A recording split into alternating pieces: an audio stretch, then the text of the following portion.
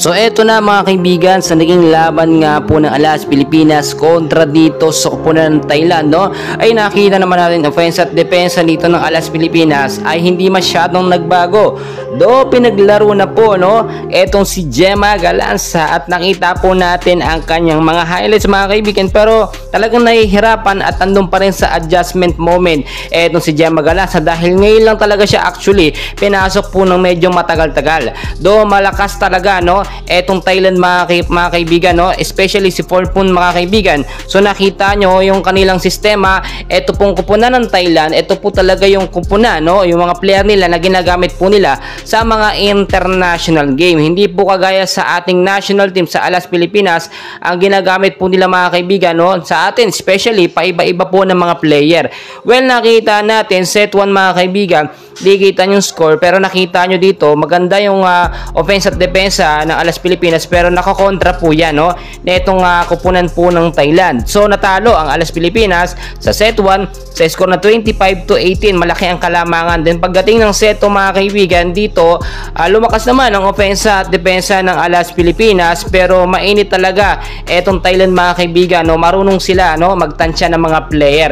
Hindi rin po gumagana yung malalakas na spikes ni Gemma Galanza dahil hindi naman siya nabibigyan ng set na maayos ni Gia Morado dahil na mas napapriority yung ibang mga spikers mga kaibigan. Ito yung sinasabi ko, no, yung familiarity sa mga player na kinakailangan magkakasama. Unlike sa Creamline Cool Smashers, no, kapag sila po ang magkakasama, meron na silang tinatawag na instinct. Yung magtitingin lamang, instant alam na po ang gagawin. Malakas itong si Gemma Galanza pero hindi po siya nagagamit ng maayos. Especially si Cici Rondina, hindi rin masyadong makagalaw, no? Kahit yung mga hampas at palo niya, lagi po nakakontra nitong Thailand mga kaibigan. Pagdating ng set 3 dito, nakita natin, no, talagang medyo nahirapan na talaga mga kaibigan.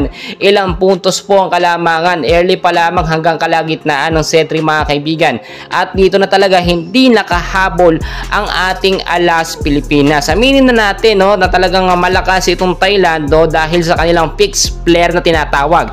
Ibig kong sabihin, yung ginagamit nila ngayon, yung talaga yung pambato nila sa mga international game. Tayo ba sa Alas Pilipinas mga kaibigan, pambato na ba? Ito na ba yung pinakamalakas na mga player natin na ginagamit? Hindi pa mga kaibigan, kasi hindi naman nakakapaglaro dyan ang ilang mga star player natin sa PBL, tulad na lang nila Alyssa Valdez mga kaibigan, no? Talagang kung nadudoon sila, mas may laban pa tayo. Siguro baka umabot pa ng set 4 or ng set 5. But nakita naman natin ginawa lahat ng Alas Pilipinas, ng national team natin. Congratulations pa rin, no, sa kanilang performance at effort po na naipakita. Please huwag kalimutan mag-like and subscribe.